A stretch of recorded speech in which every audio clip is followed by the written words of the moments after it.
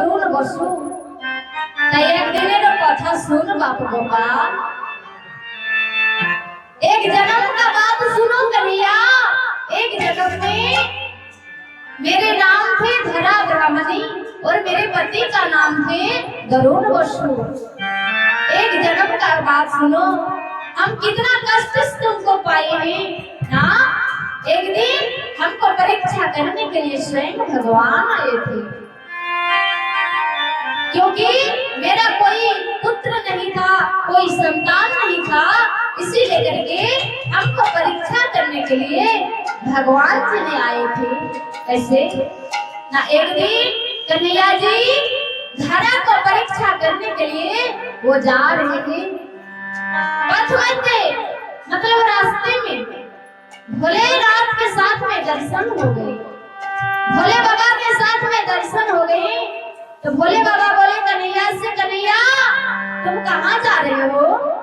बोला क्यों ना हम भी जाएंगे तुम्हारे साथ। बोला हाँ जा रहे एक भक्त को परीक्षा करने के लिए। ऐसा है? बोला चलो।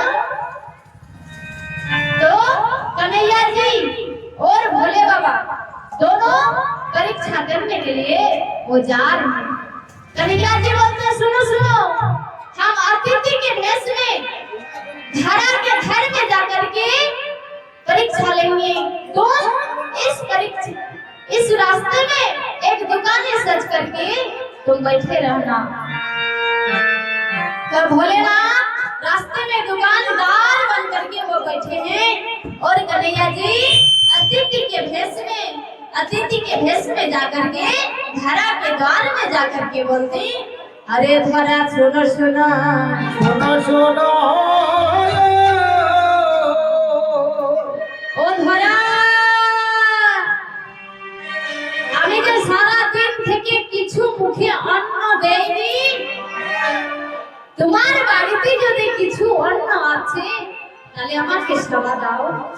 আমাকে জোর করে খিদা পেয়েছে।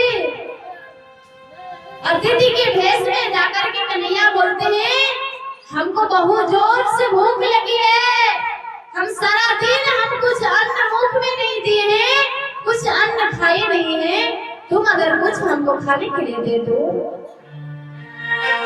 लेकिन धरा के घर में कुछ अन्न नहीं था, कुछ भी अन्न नहीं था। वो कैसे वो अतिथि की सेवा देंगे?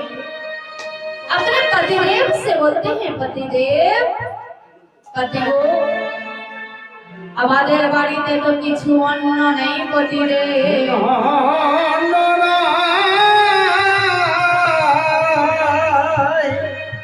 আমি এখন কি দিয়ে অতিথি সেবা করিব পতিদেব?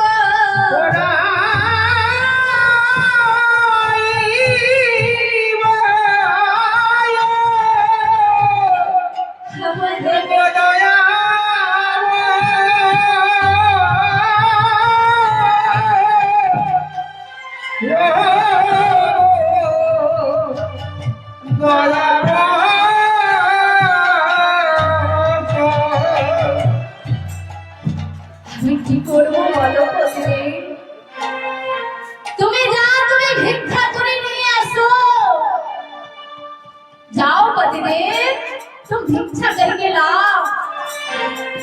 समय था रात्रि का समय, गरुड़ बसु भिक्षा झोली लेकर के भिक्षा मांगने के लिए वो निकले पड़े। এখন द्वारे द्वारे गিয়ে বলল বগরা বাবা সে,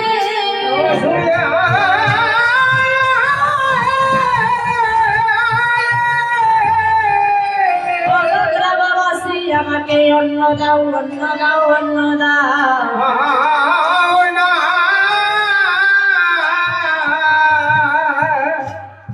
हमको कुछ अन्न दीजिए, अन्न दो, हमारे घर में अतिथि आया हुआ है। लेकिन समय था रात्रि का समय, कोई दरवाजा नहीं खोला, कोई उसको भिक्षा नहीं दिया। उसको चोर बोल करके, उसको धक्का दे करके उसको घर से बाहर निकाल दे, ग्राम से बाहर निकाल दे। जे ना घरे घरे धक्का दिए এসে বলল দেখা দেখা ধরা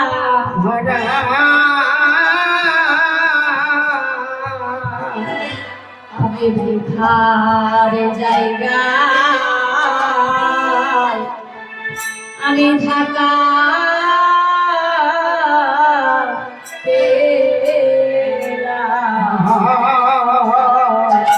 ভিখার জায়গা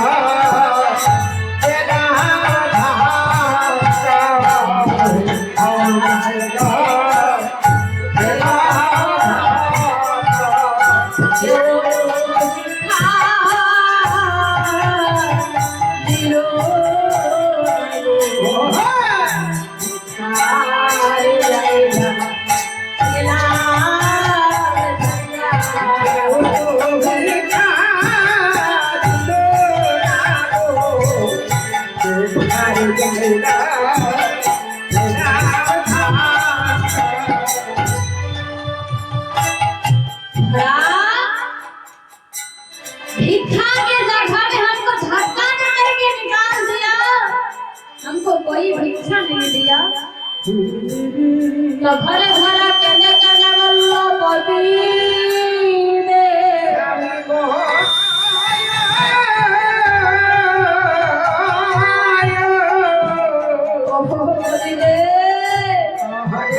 शास्त्र प्रमाण আছে ना, शास्त्र में प्रमाण है क्या द्वार के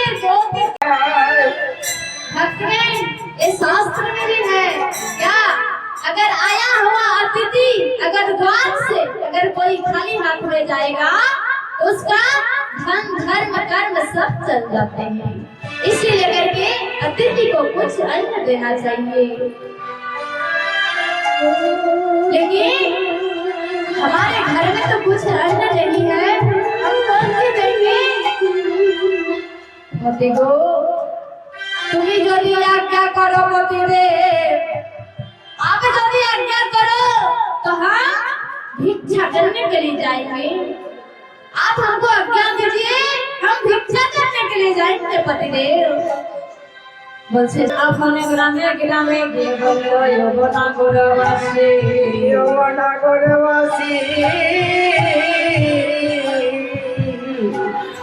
আরে ভিখারা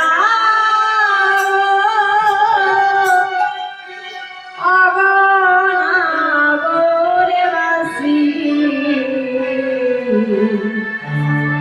ঘরে আছি ও আছে উপবাসী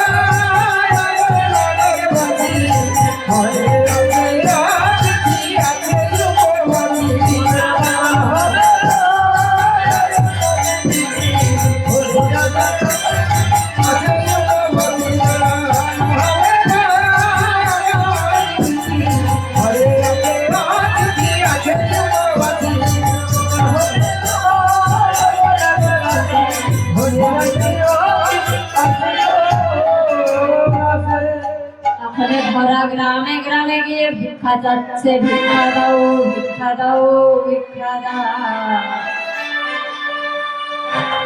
কিন্তু ধরাকে কেউ ভিক্ষা দিল না। কেন কেন ভিক্ষা দিলেন না গো? সেই তো বাবা রাত্রি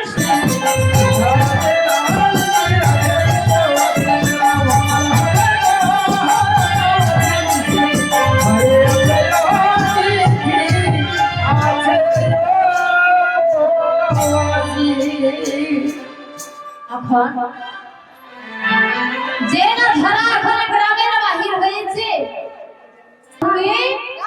वो देखते हैं एक दुकानदार बैठा हुआ है, तो दुकानदार के पास जाकर के धरा बोलती है, ए दुकानदार धरा बना लो या दुकानी दुकानी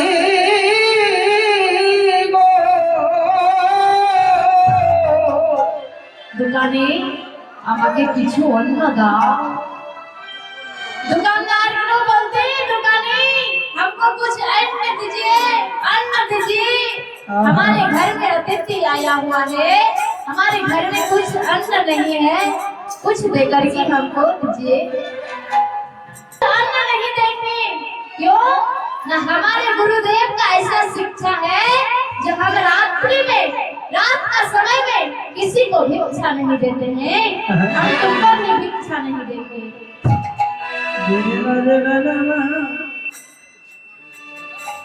तখন धरा केंद्र केंद्र बोल रही है, धरा रो रो करके बोल रही है, कुछ हमको दीजिए ना दुकानदार। तो भोलेनाथ बोलते हैं ठीक है तुमको हम कुछ अन्न दे सकेंगे, लेकिन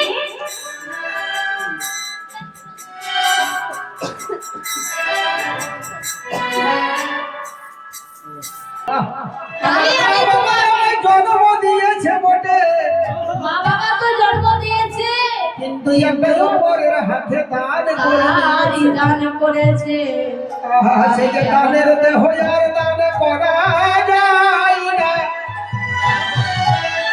আমি কেমন করে দেব বলো?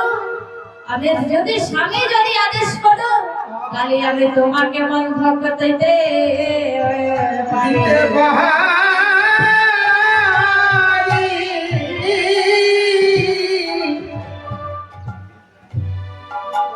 এখন স্বামীর কাছে আদেশ পেয়ে নিজের অস্ত্রকে কেটে এখন দোকানদারকে বন্ধক করিল। বন্ধক দিতে যাই না দোকানদারকে বলেন হে দোকানে বলে ধরো ধরো দোকানি ধরো ধরো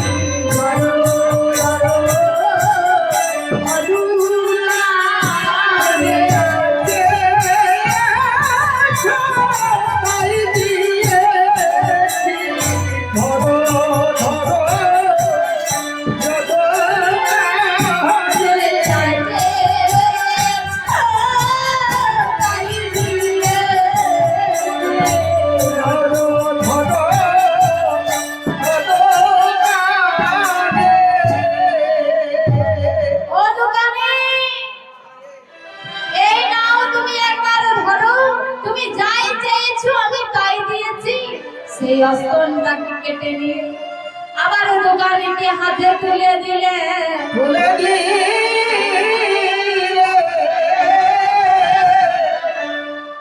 আর সেই অন্ন এনে নিজের গ্রামে গিয়ে যেই না অতিথিকে সেবা দিতে গিয়েছে অমনি এখন এক বিন্দু রক্ত বাহির হলো। উঠে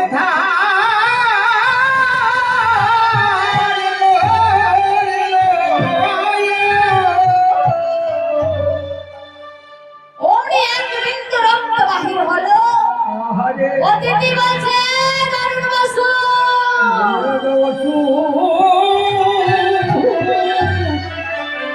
আমি তোমাকে এখনই অভিশাপ করব। তোমার যে নারী আছে সেই আছে অসুচি, আমার ধর্ম নষ্ট করে দিল, আমি এখনই তোমাকে অভিশাপ করব। দারুণ বসু গিয়ে বলল ধরা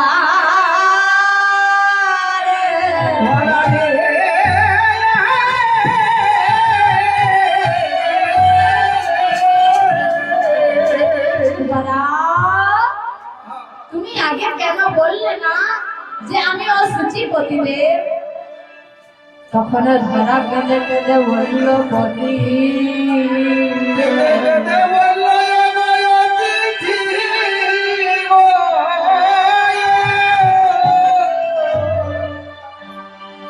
আমি যাই অসুচি নাই অসুচি নাই অতিথি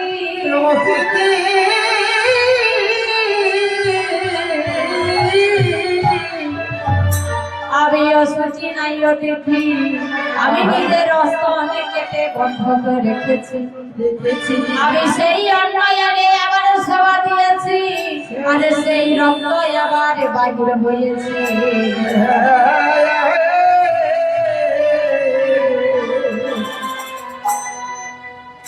যেই না এই কথা আমার অতিথি শুনতে পেয়েছে যে অস্ত্র কেটে আমাকে সেবা দিয়েছে, সে এখন অতিথি সবাই সন্তুষ্ট হলে আর বলল এই গোবিন্দ আমার নিজের রূপে দর্শন করাইল।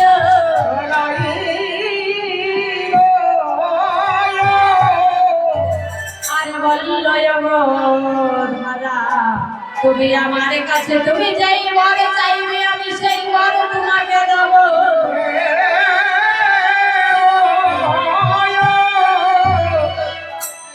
তুমি আমার কাছে যেই বর চাবে আমি সেই বর তোমাকে দেব। তোমার সবাই আমি সন্তুষ্ট আছি, বলো তুমি কি বর চাও?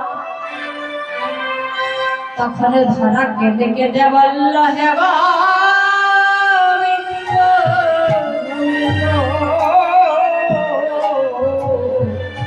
গোবিন্দ,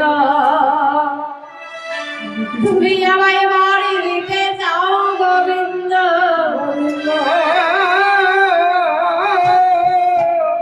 সবাই এই ঘরে যাও গোবিন্দ, যেন তুমি আমার ঘরে ঘরে জানাবো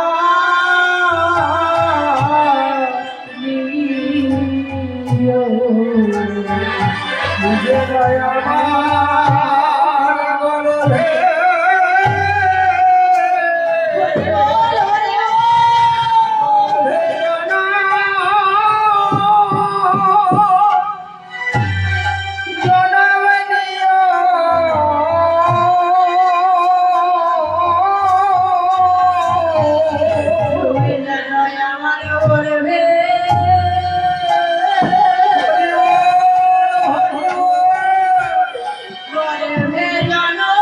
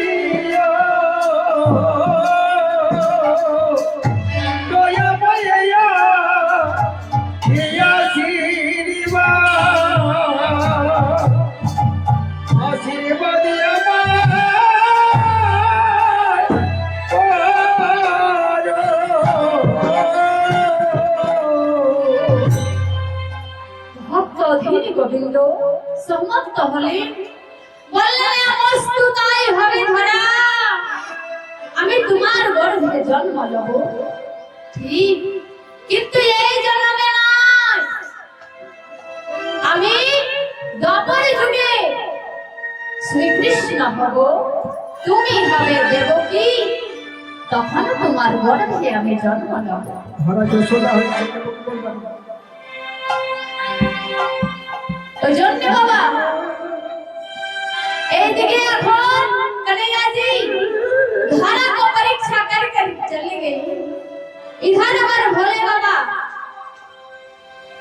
महाविपद पड़े যাচ্ছে কি, এই যে বাবা সতী নারীর অস্তন, এই যে সতী নারীর অস্তন গো, এই সতী নারীর অস্তনটা কি করব,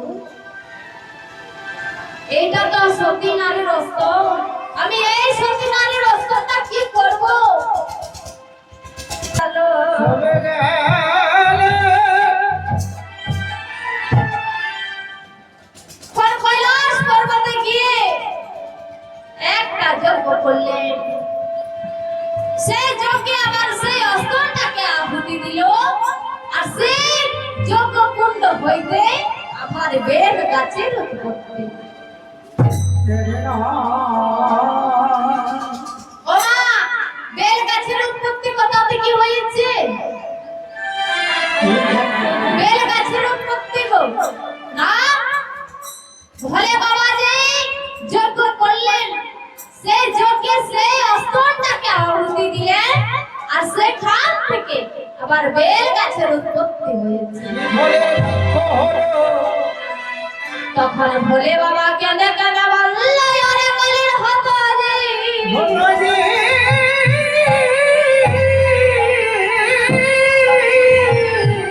ওরে বলির হতজি, যদি আমাকে কেউ ভক্ত হয়, আমায় কেউ যদি পূজা করতে চাও, তাহলে আমাকে বেল পত্র দিয়ে পূজা করো। পূজা করবে পত্র ছাড়া আমার পূজা হবে না, আমাকে বেল পত্র দিয়ে কেউ ভক্ত পূজা করে না, কেননা আমাকে পূজা করতে গেলে আগে বেল পত্র দিতে হবে। দিতে হবে। भक्तगण, भोले बाबा को पूजा करने के लिए आगे बेल पत्र देना होगा, क्योंकि जब तक अगर बेल पत्र नहीं दीजिएगा, भोले बाबा हमारे संतुष्ट नहीं होंगे, क्योंकि धरा से जो ऋण में है वो ऋण कैसे वो शोध करेंगे, इसीलिए करके बेल पत्र दे करके पूजा करते हैं भोले बाबा को। और जानते इसलिए करके बोले, अरे बोले हदा জ্ঞান ভোজি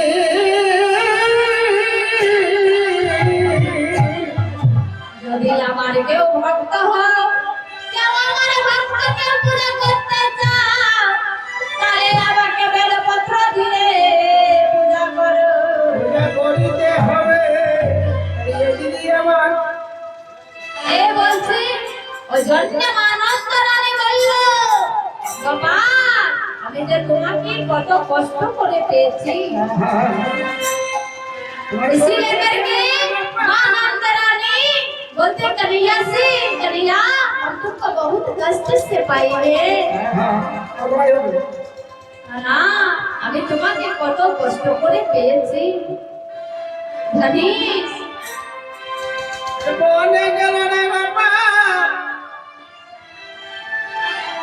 तो तुम कहाँ पर में नहीं जाने देंगे, तुम एक काम करो, मेरे आंगन में ही नृत्य कर करके खाओ, हम तुम्हारे हमारे वासना पूर्ण करेंगे। ए बाबा, तुम्हें एक बार नृत्य करो तो, যেমন তুমি প্রত্যেক দিন নৃত্য করে করে তুমি ননি খাও, আজকে তুমি ননি খাবে, আবার তুমি নৃত্য করো। कन्हैया जी, अगर खाने के लिए वो नृत्य करते हैं कैसे, नवानी खाने के लिए वो नृत्य करते हैं।